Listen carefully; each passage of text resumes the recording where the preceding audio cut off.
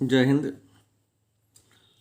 आज के इस क्लास में हम लोग 12वीं कक्षा के गृह विज्ञान विषय के चैप्टर नंबर 1 पर परिचर्चा करेंगे।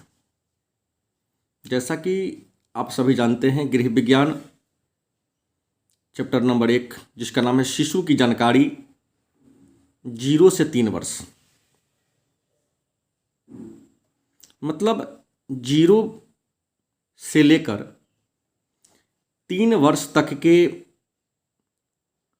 बच्चा के बारे में हम लोग जानकारी कैसे प्राप्त करेंगे, उनका विकास किस तरीके से होता है, विकास की प्रक्रिया कौन कौन सी है, इन्हीं सारे तथ्यों के बारे में इस वीडियो में हम लोग चर्चा करेंगे।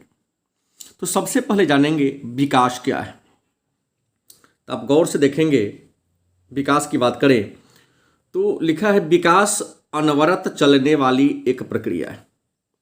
विकास अनवरत मतलब लगातार चलने वाली एक प्रक्रिया है जो भ्रूणावस्था से प्रारंभ होकर प्रौढ़ावस्था तक चलता रहता है।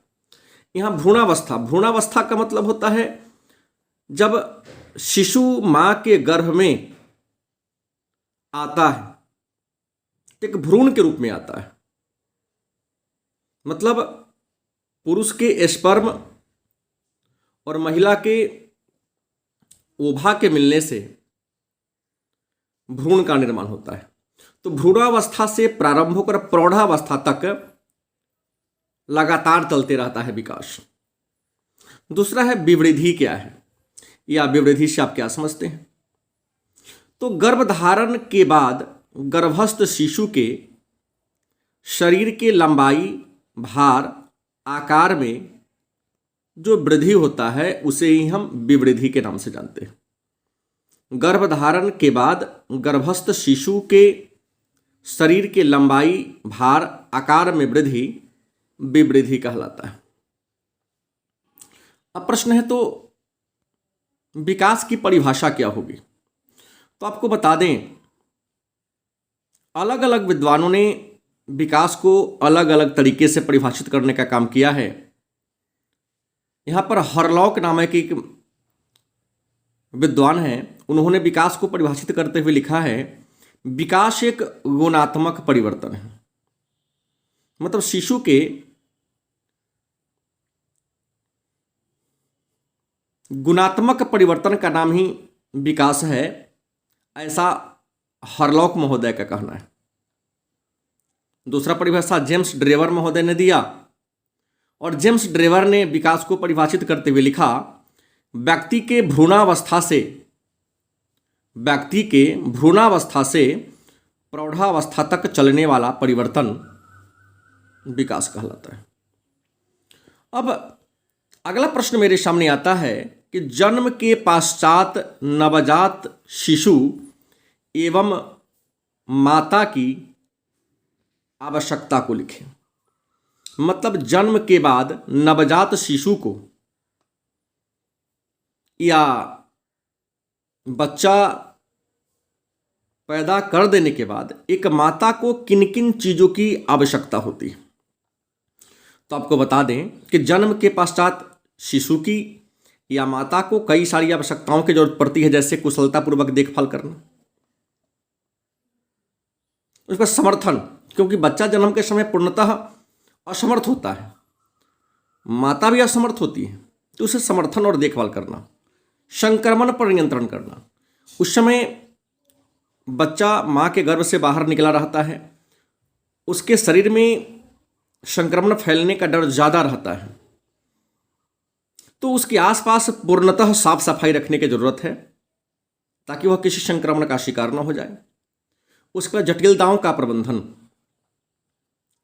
जन्म के 28 दिनों का जो समय होता है एक शिशु के लिए बड़ा ही महत्वपूर्ण समय होता है, तो उनके सामने जो भी जटिलताएं आए उन जटिलताओं का प्रबंधन करना चाहिए। अब अगला प्रश्न है नवजात शिशु को किन किन चीज़ों की ज़रूरत होती है। अगला एक टॉपिक आता है मेरे सामने कि नवजात शिशु को किन किन चीज़ों की ज़रूरत होती है। तो यहाँ पहले जान लेना है कि नवजात शिशु कहते किसे हैं। तो नवजात शिशु का मतलब होता है नया जन्म लिया शिशु, मतलब जो शिशु, जो बच्चा अभी अभी जन्म लिया है। तो नवजात शिशु को कई चीज़ों की जरूरत होती है, जैसे सबसे पहले वायु। बच्चा जब माँ के गर्भ से निकलता है तो उसे सबसे पहले हवा की जरूरत होती है ताकि वह सांस ले सके। कई बार देखते होंगे कि जब बच्चा जन्म लेता है तो बहुत देर तक नहीं रोता है। डॉक्टर क्या करता है, उसको उल्टा टांग देता है और उसके पीठ पर रगड़ता है। उल्टा टांग देने पर वह तेज गति से सांस लेता है और चिल्लाने लगता है। और जब बच्चा रोना शुरू कर देगा तो स्वतः उसको हवा मिल जाएगी, वायु मिल जाएगी। दूसरा है गर्माहट। बच्चा माँ के गर्भ से निकलता है। माँ के गर्भ में वह स्थान होता है जो बाहरी वायु के संपर्क से पूर्णतः अलग होता है। अतः बच्चा जब माँ के गर्भ से बाहर निकले तो उसे गर्माहट की जरूरत है। उससे गर्माहट के लिए क्या होना चाहिए कि रुई में लपेट के रखना चाहिए। तीसरा स्तनपान। मतलब जन्म लेने के कम से कम 4 घंटा के अंदर एक बच्चा को उसके माता का पहला पीला दूध, जिसे कोलेस्ट्रम कहते हैं, जरूर पिलाना चाहिए। क्योंकि जो पहला दूध कोलेस्ट्रम होता है, जो पीले रंग का होता है, वह बच्चा के पाचन शक्ति को बढ़ाता है और विभिन्न प्रकार के रोग प्रतिरोध क्षमता उत्पन्न करता है ताकि विभिन्न प्रकार के रोगों से वह बचाव हो सके। उसके बाद देखभाल। क्योंकि बच्चा नवजात शिशु जन्म के समय असहाय होता है, अतः उसे उचित देखभाल होनी चाहिए। उसके बाद रोग संक्रमण पर नियंत्रण। पूरी साफ सफाई होनी चाहिए। जहाँ बच्चा रहे उसके आसपास का माहौल पूरा साफ होना चाहिए ताकि वह किसी प्रकार के संक्रमण का शिकार न हो। और छठा है जटिलताओं का प्रबंधन। क्योंकि बच्चा जन्म के बाद बाहरी वातावरण से पूर्णतः अनभिज्ञ होता है, सब चीज़ उसके सामने नया नया होता है। इस कारण जटिलताओं का प्रबंधन करना चाहिए। अगला प्रश्न लेते हैं। एक प्रश्न आता है कि कोलेस्ट्रम क्या है। तो नंबर का प्रश्न आता है कि कोलेस्ट्रम क्या है। तो देख लेंगे, यहाँ पर लिखा है नीचे, माँ के दूध में पीले रंग का तरल पदार्थ को कोलेस्ट्रम कहते हैं। माँ का जो पहला गाढ़ा दूध होता है जिसका रंग पीला होता है, तो माँ की दूध में जो पीले रंग का तरल पदार्थ होता है उसी को हम कोलेस्ट्रम के नाम से जानते हैं। अब है कोलेस्ट्रम से क्या फायदा होता है, तो देख लें, आप बता दें आपको कि कोलेस्ट्रम में प्रोटीन, खनिज लवण व वसा अधिक होता है, जो शिशु के पाचन शक्ति को बढ़ाता है तथा रोग प्रतिरोध क्षमता में वृद्धि करता है। अगला प्रश्न आता है, वृद्धि एवं विकास में अंतर। इस प्रश्न को कई बार पूछा जा चुका है। बार बार इसको पूछा जाता है कि वृद्धि एवं विकास में क्या अंतर है।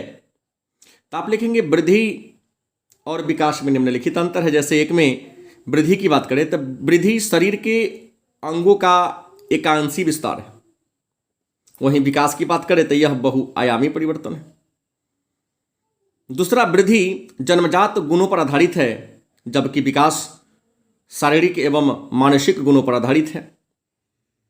तीसरा अंतर है, वृद्धि प्रौढ़ावस्था के बाद रुक जाता है, जबकि विकास जीवन पर्यंत चलता रहता है। चौथा अंतर है, वृद्धि का स्पष्ट व निश्चित मूल्यांकन संभव है, लेकिन विकास का स्पष्ट और निश्चित मूल्यांकन संभव नहीं है। अगला प्रश्न हमारे सामने आता है, तो विकास के सिद्धांत कौन कौन हैं। विकास के सिद्धांत कौन कौन हैं, तो आपको बता दें, विकास के कई सिद्धांत है।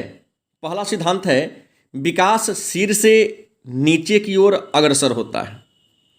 इसका मतलब हुआ कि जब बच्चा अपनी माँ के गर्भ में आता है तो सबसे पहले उसके सिर का निर्माण होता है और उसके बाद उसके हाथ, पांव, नाखून वगैरह का विकास होता है। दूसरा है, विकास शरीर के केंद्र से बाहर की ओर होता है, अग्रसर होता है।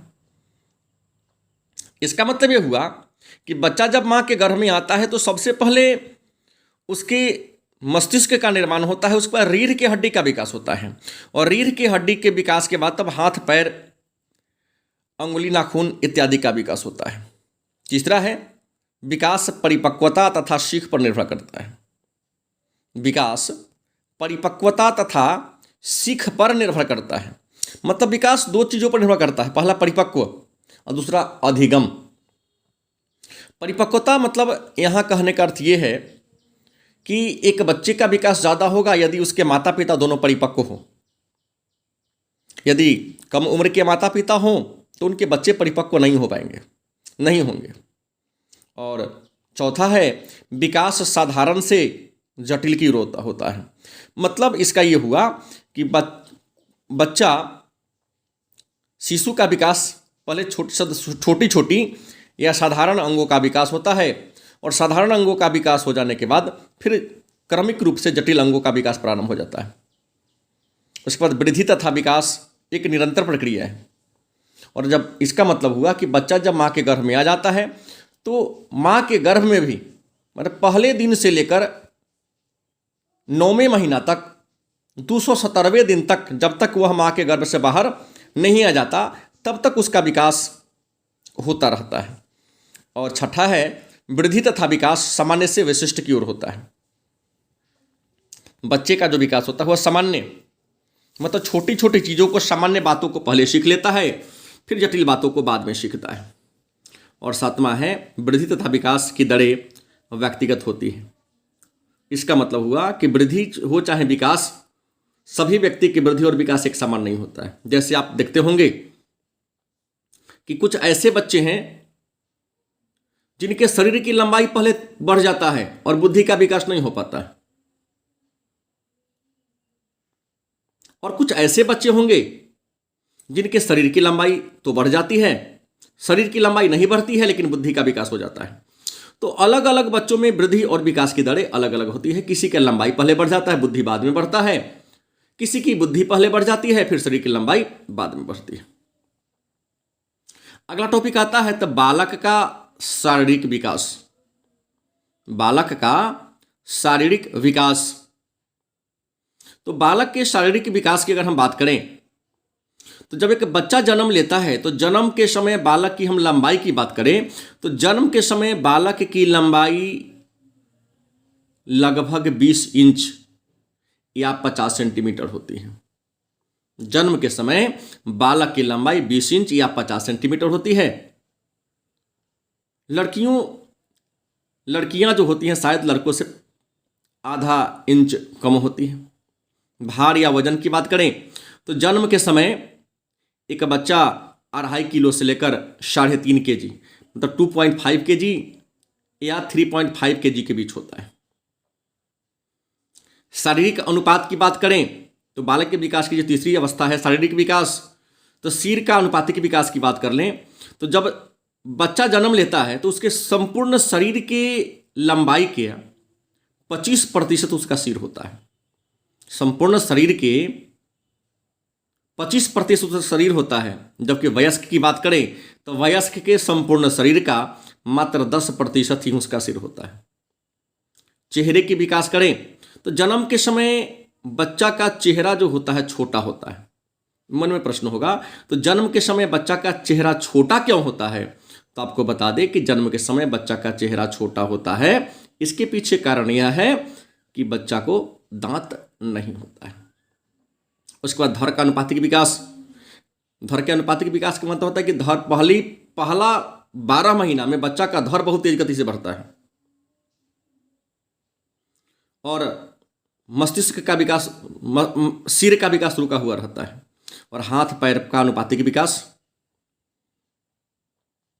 मांसपेशियों का विकास। उसके बाद दांत की बात करते हैं तो बच्चा में दांत 2 प्रकार के होते हैं, एक अस्थायी दांत, दूसरा अस्थायी दांत। और आपको पता होगा अस्थायी दांत को हम दूध का दांत भी कहते हैं, और अस्थायी दांत 20 होते हैं जो पहले एक बार निकलते हैं और पुनः बाद में टूट जाते हैं, पुनः दोबारा वहाँ निकलते हैं। और अस्थायी दांत 12 होते हैं जो एक बार निकलते हैं और टूटने के बाद दोबारा नहीं निकलते हैं। अब दांत के विकास की बात करें तो सामान्यतः देखा गया है कि दांत 3 से 5 महीना 3 महीना से बनना प्रारंभ हो जाता है। किसी किसी बच्चे 6 महीना 7 महीना पर दांत निकलना शुरू हो जाता है। लेकिन यह निर्भर करता है कैल्शियम पर। जिस बच्चा के शरीर में कैल्शियम की मात्रा ज़्यादा होगी, बच्चा स्वस्थ होगा, तो 5 महीना में भी दांत निकलना प्रारंभ हो जाता है। लेकिन कुछ बच्चा ऐसा होता है जो कमज़ोर होता है, दुबला पतला होता है, कई प्रकार के बीमारियों से वह ग्रसित होता है, तो वैसे बच्चों का दांत सामान्यतः 10-12 महीना के बाद भी निकलता है। तो दांत का निकलना बच्चा के स्वास्थ्य पर भी निर्भर करता है, और दांत का देर से निकलना, पहले निकलना, यह कैल्शियम की मात्रा पर निर्भर करता है। अगला टॉपिक है तो शारीरिक विकास को प्रभावित करने वाले कारक। बच्चा के शारीरिक विकास को प्रभावित करने वाले कारक कौन कौन हैं? तो आपको बता दें कि एक बच्चा के शरीर के विकास को प्रभावित करने वाले कई कारक हैं। इससे पहला वंशानुक्रम। वंशानुक्रम का मतलब हो गया कि वंश का क्रम। आप देखेंगे एक बच्चा वैसा ही होगा, उसके शरीर की बनावट वैसा ही होगी जैसा कि उसका माता पिता होगा। वंशानुक्रम का मतलब हो गया कि बच्चा सभी गुण, सभी प्रकार के शारीरिक बनावट अपने माता पिता से ही ग्रहण करते हैं। तो माता पिता का जैसा शरीर होगा, बच्चा का भी शरीर वैसा ही होगा। दूसरा, भौतिक वातावरण। बच्चा कैसा होगा यह निर्भर करता है कि किस माहौल में बच्चा का जन्म हुआ है, किस माहौल में बच्चा का पालन पोषण हो रहा है। तीसरा, आहार। शरीर के विकास को प्रभावित करने वाला कारक एक आहार भी है।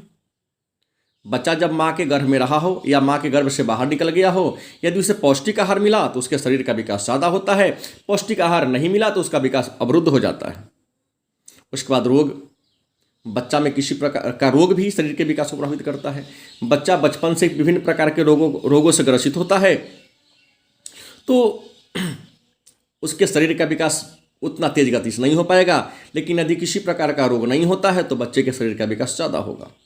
उसके बाद अंतःस्रावी ग्रंथियाँ, बच्चों के विकास को प्रभावित करने वाला ये 5वां कारक है। और अगला प्रश्न है 2 नंबर में, इस प्रश्न को कई बार पूछा जा चुका है। विकास के मील के पत्थर से आप क्या समझते हैं? विकास के मील के पत्थर से आप क्या समझते हैं? कई बार पूछा जा चुका है प्रश्न को 2 नंबर में, ध्यान देंगे। तो विकास रूपी मील पत्थर बालक के वृद्धि तथा विकास में विराम चिन्ह। विराम चिन्ह का मतलब होता है रुकावट का चिन्ह का काम करते हैं। शारीरिक विकास का मील पत्थर सिर से पंजे की ओर अग्रसर होती है। मतलब कहता है कि शरीर के विकास का जो मील पत्थर है, यह कहना चाहता है कि बच्चा के पहले सिर का विकास होता है और सिर के विकास हो जाने के बाद अन्य अंगों का विकास होता है। अर्थात बालक पहले अपने सिर पर नियंत्रण करता है। क्यों? क्योंकि जिस चीज़ का विकास पहले होगा उस पर नियंत्रण पहले होगा, जिसका विकास बाद में होगा उस पर नियंत्रण बाद में होगा। फिर हाथ पांव पर। यह मील का पत्थर माता पिता को चिकित्सा संबंधी राय बताने के लिए मार्गदर्शन देता है। और अगला टॉपिक है क्रियात्मक विकास को प्रभावित करने वाले कारक। क्रिया माने काम करने वाले, क्रियात्मक मतलब काम करने वाला। तो बच्चों के क्रियात्मक विकास को प्रभावित करने वाले भी कई कारक हैं। पहला, शारीरिक बनावट। देखिए, शरीर के बनावट के आधार पर बच्चा 2 प्रकार का होगा। या तो बहुत हष्टपुष्ट होगा या दुबला पतला होगा। तो ज़्यादा दुबला पतला होगा, काम करेगा जल्दी थक जाएगा। जो हष्टपुष्ट होगा थोड़ा देर तक काम करेगा, थकान कम होगी।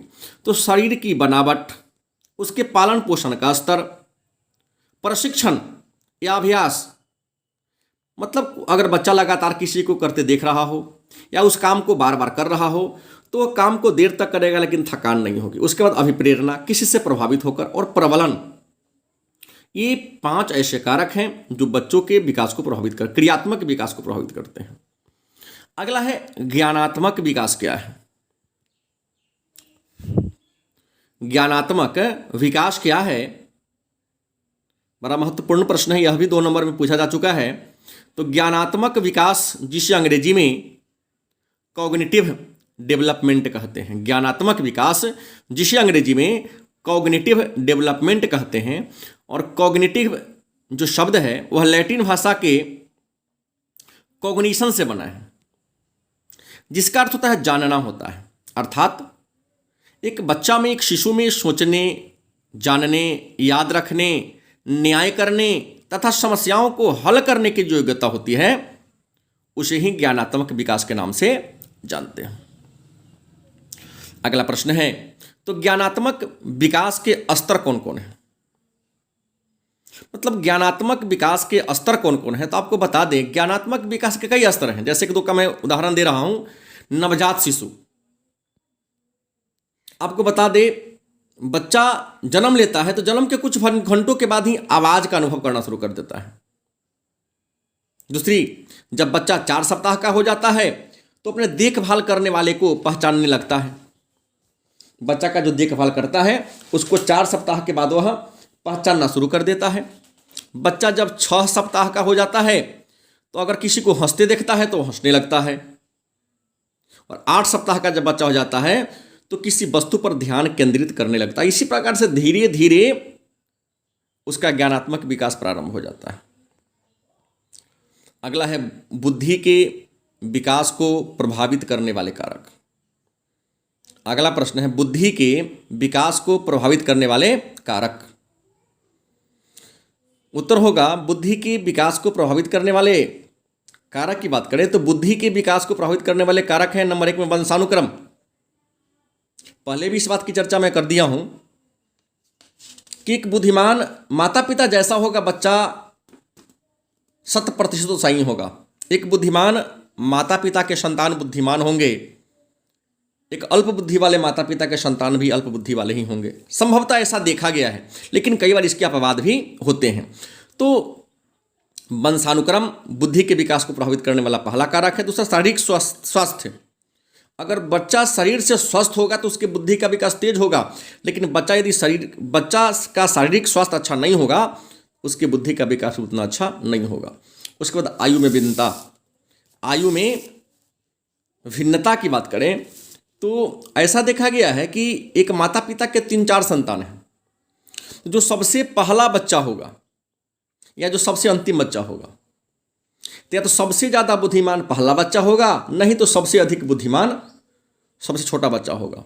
मन में होगा ऐसा क्यों कि किस माता पिता के संतान सबसे बड़ा संतान सबसे अधिक बुद्धिमान होगा और किस माता पिता का सबसे छोटा संतान सबसे अधिक बुद्धिमान होगा।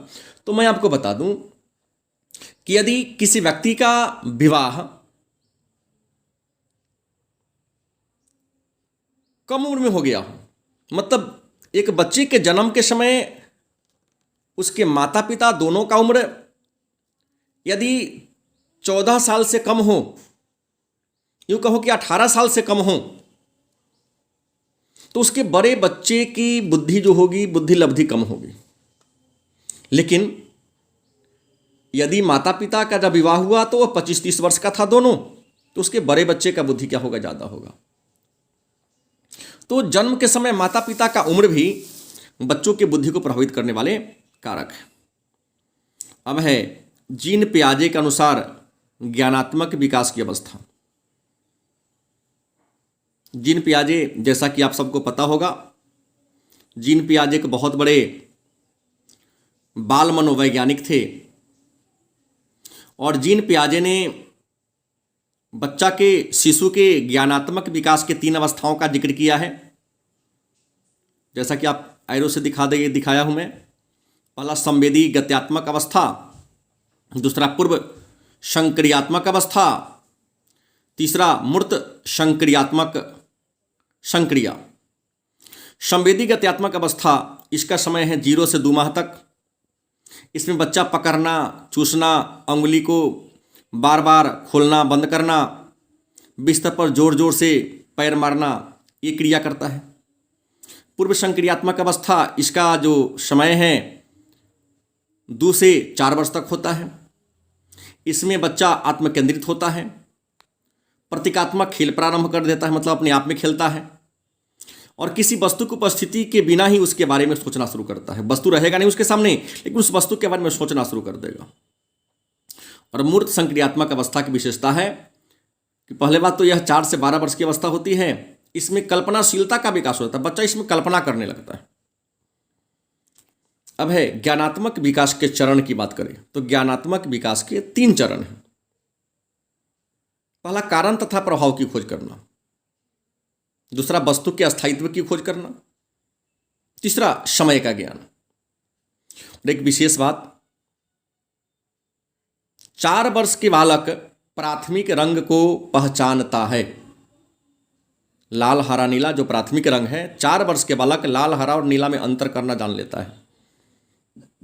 दूसरा, संख्या गिनने की योग्यता। एक बच्चा संख्या गिनना कब से प्रारंभ कर देगा? तो 2 वर्ष का जब बच्चा हो जाता है तो गिनने की क्षमता उसमें विकसित हो जाती है। अगला है सामाजिक विकास क्या है, या सामाजिक विकास से आप क्या समझते हैं? तो सामाजिक विकास एक प्रक्रिया है। सामाजिक विकास एक प्रक्रिया है जिसके द्वारा व्यक्ति में उसके समूह मानकों के अनुसार वास्तविक व्यवहार का विकास होता है। गौर से सुनेंगे एक बार और। सामाजिक विकास क्या है? पूछा गया इस प्रश्न को कि सामाजिक विकास एक प्रक्रिया है जिसके द्वारा व्यक्ति में उसके समूह मानकों के अनुसार वास्तविक व्यवहार का विकास होता है। अब है संवेगात्मक विकास क्या है, या संवेगात्मक विकास से आप क्या समझते हैं? तो संवेग जिसे अंग्रेजी में इमोशन कहते हैं, संवेग जिसे अंग्रेजी में इमोशन कहते हैं, और इमोशन शब्द लैटिन भाषा के शब्द इमोवर से बना है। और इमोवर का अर्थ होता है आउट या टू मूव।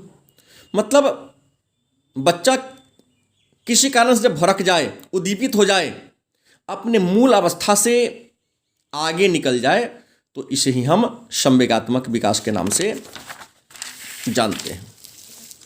और आपको बता दें, मन में होगा तो संवेग कितने प्रकार के होते हैं, तो आपको बता दें कि संवेग 2 प्रकार के होते हैं। संवेग 2 प्रकार के होते हैं, एक आनंद पूर्ण संवेग, दूसरा कष्टपूर्ण संवेग। जैसे हर्ष, स्नेह और खुशी। हर्ष, स्नेह और खुशी आनंदपूर्ण संवेग है, और चिंता, ईर्ष्या, भय, क्रोध, निराशा कष्टपूर्ण संवेग है।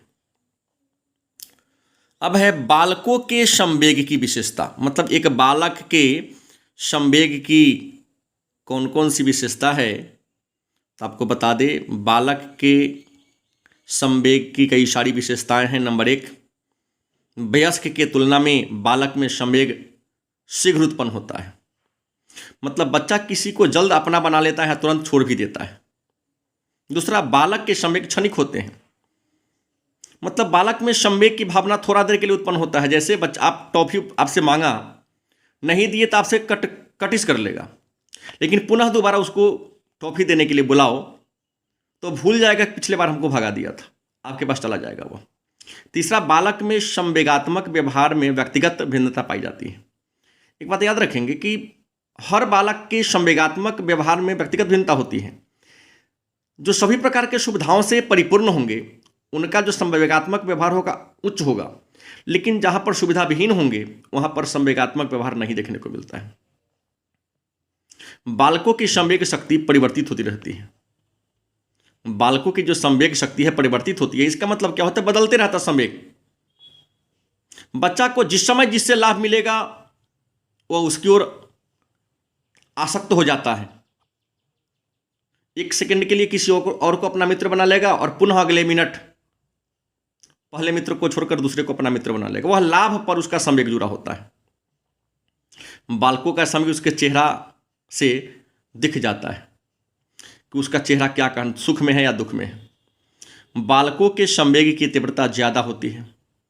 मतलब तुरंत क्रोधित हो जाएगा, अगर उसकी इच्छा पूरा नहीं हुई तो हाथ पैर पटकना, अपने आप को सिर पटकना शुरू कर देता है। 7वां, बालक अपने समय पर नियंत्रण नहीं कर पाता है। इसलिए आप देखते होंगे घर परिवार में कि बालक को जब इसकी आवश्यकता पूरा नहीं होती है तो तोड़ फोड़ करना भी शुरू कर देता है। मतलब उसके अपने संवेग पर, अपने भावना पर नियंत्रण नहीं होता है। 8वां है, बालकों के संवेग के कुछ विशिष्ट लक्षण होते हैं। बालक जब संवेग में आएगा, जब क्रोध में आएगा तो दांत किटकिटाएगा, अंगूठा चूसना शुरू कर देगा, हाथ पैर पटकना शुरू कर देगा। अब है समाजीकरण के प्रक्रिया के स्तर तो सिगमंड फ्रायड नामक मनोवैज्ञानिक ने सामाजिकरण के प्रक्रिया के 3 स्तर बताए हैं। पहला मौखिक अवस्था, यह शिशु के विकास की प्रारंभिक अवस्था है। इसमें हर कुछ बच्चा मुख से ही पूरा करना चाहता है, जैसे कपड़ा चूसना, हाथ चूसना, शौच व्यवस्था। इस अवस्था में बच्चा को मलमूत्र त्यागने का प्रशिक्षण दिया जाता है। मलमूत्र त्यागने का प्रशिक्षण नहीं देने पर बच्चा बेड पर ही कर देता है या रोना शुरू कर देता है। उसके बाद तादात्म्यकरण। और 2 महत्वपूर्ण बातें जान ले।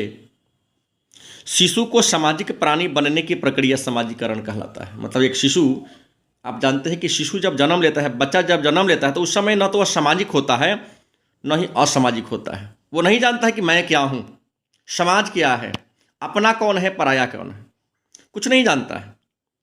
हाँ, जन्म के कुछ महीनों बाद, कुछ वर्षों बाद धीरे धीरे जानने लगता है कि मेरा कौन अपना है, मेरा कौन हितैषी है, कौन मेरे लिए अच्छा सोचता है, कौन मेरे लिए बुरा सोचता है।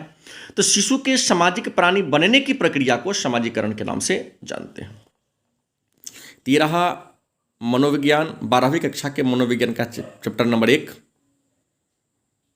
उम्मीद है आप सबको अच्छा लगा होगा। इसको गौर से सुनेंगे और लिख लेंगे। धन्यवाद।